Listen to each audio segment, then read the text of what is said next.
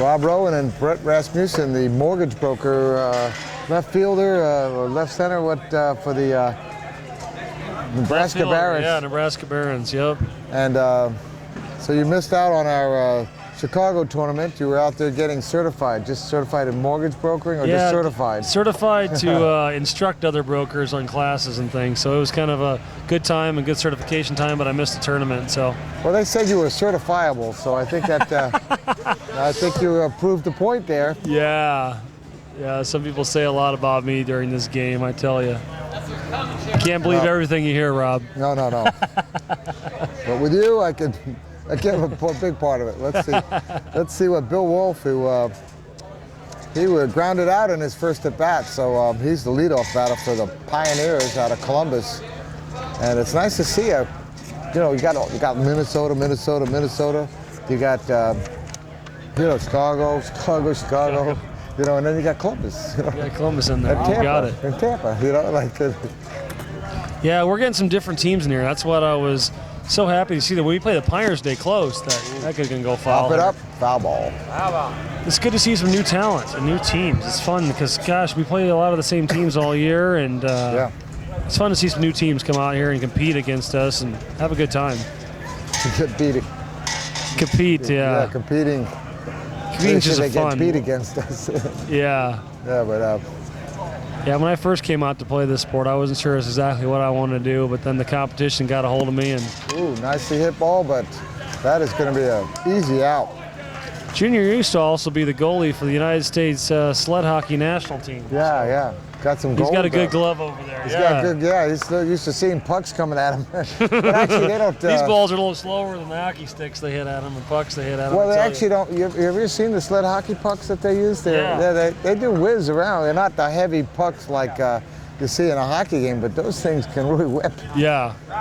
I tried that one time. That's a dangerous sport. Anytime you put spikes on the end of your stick and you got a guy within about a few inches from you with a sharp blade on the end of it, I said, this is not for me. I like my sides not all cut up. So. Well, yeah, and you certainly couldn't be out there playing any quad rugby, so that's not your particular thing. Yeah. Wickamp with a hit and was caught by Lucky, and 2 away.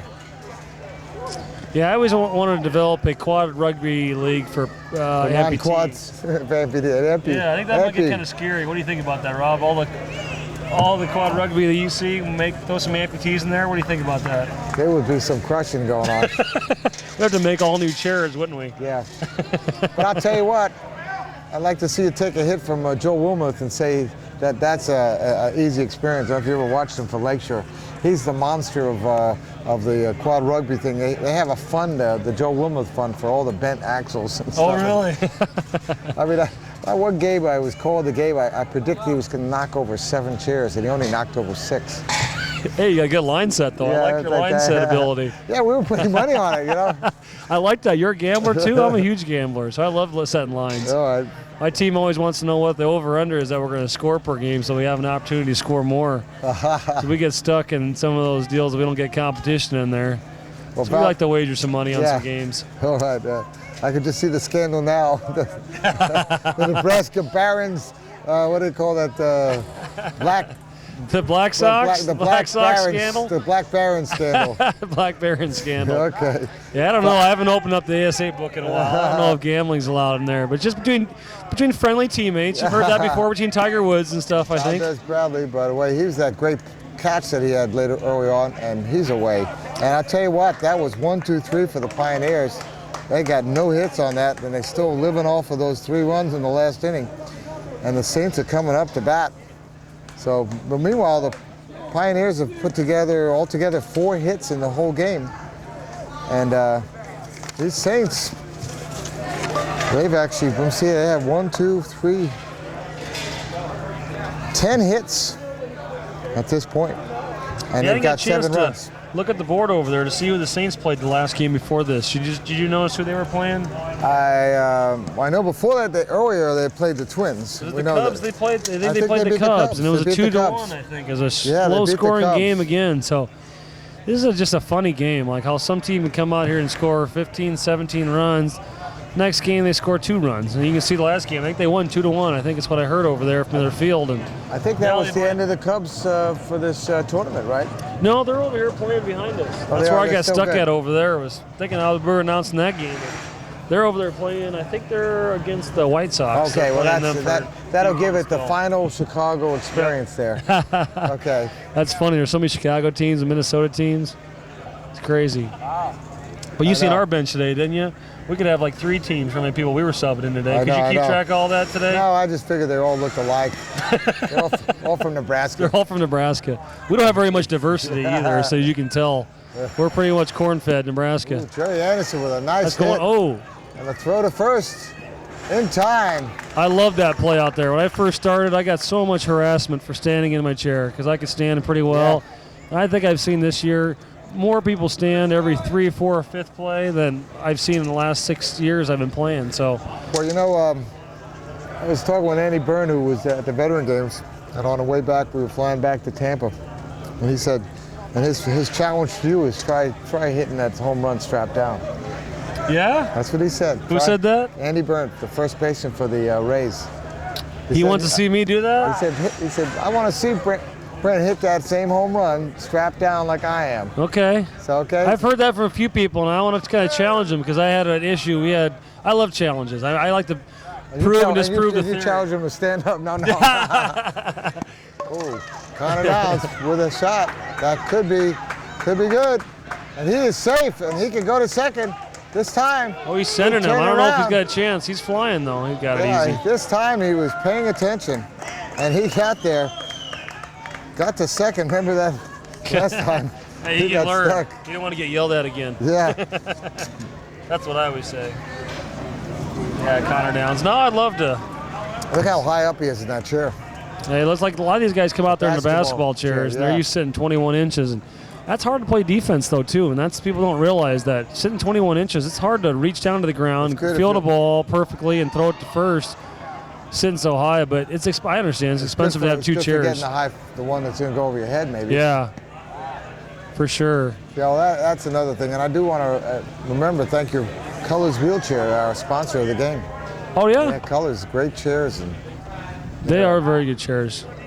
I see a lot of guys having those out here tonight. I'll tell you what I've learned about them, and after being at their booth, the Abilities Expo, I'm just amazed. You give them a challenge. You say, this is what I need in a chair, and they'll meet the challenge. In anything, in fact, that's Right. accessibility. They'll tell me what your plane outfit. I'll bet John Box will figure out how to do it. So he's a great Well, I guy. keep telling them I just want to put a big flat metal plate in the front of mine so I can just stand up and throw off that. What do you think about that, Rob? Hey, well, that would make it a little bit interesting too. Everybody sure already that's thinks all I it do is. too many things outside of the box, so I don't know if I want to push the limits too much, but yeah. Next thing you know, you're We had another putting issue springs today on out your there. chair. What's that? You'll be putting springs on your chair or something. I don't know. Oh, there's a high pitch. That's Dan legal. Price- He's got stuck. Dan Price would love to walk right here. Yeah, I'm glad Claire's came down. I seen they had a booth over there tonight and yesterday as well. And Yeah. Well, there it is. Nice punt. And he's going to move the runner over. They're going to get him. But puts the runner on third with 2 outs. This is the bottom of their order. And here's Jay Waggy with that big single earlier. See Yeah. if Jay can do it again. if you can get anytime you get your 10 hole, hitting those hard line drives like you did last time, your team's doing well. Yeah. Sometimes you get down to the bottom of the order and just kind of kills your momentum. You got a good inning going, and if it's hard to set a lineup up. A lot of guys want to switch their lineups up all the time and have their good players hitting up top, but then when you get towards the bottom, they're not bad hitters, but they're not as consistent. So that's what they're always looking for, is just consistency. And if you're a 200-300 hitter, that's great. Well, the winner of this gets to play you guys. Oh, is that where we're at? That's a joy. Oh, I should be cheering for one of these teams then. Yeah, And then we the just do not winner get. of that game gets to play the Twins. And that could be a second chance for you guys Yeah, if you can make it through all that. we did a lot of bad things today, so I'll be happy to get up tomorrow morning and get after it again. Waggy puts That's the a ball foul as a ball foul there ball. too. Yeah, and then take it another step further. If you end up beating the Twins, you get to play them again. So that's the road you have to hoe to get there to the championship. We played the Twins, I think, more than any other team this year, so we know how they play. We didn't hit the ball well. We didn't play defense very well. Did you expect that Wyatt Halverson would be crushing the ball twice like that? He hit a couple times last year, and that's where this game's going to. When I first started playing in 2003, everybody kind of, was upset that they seen another foul ball. Strike 3. Half the inning's over. He's out.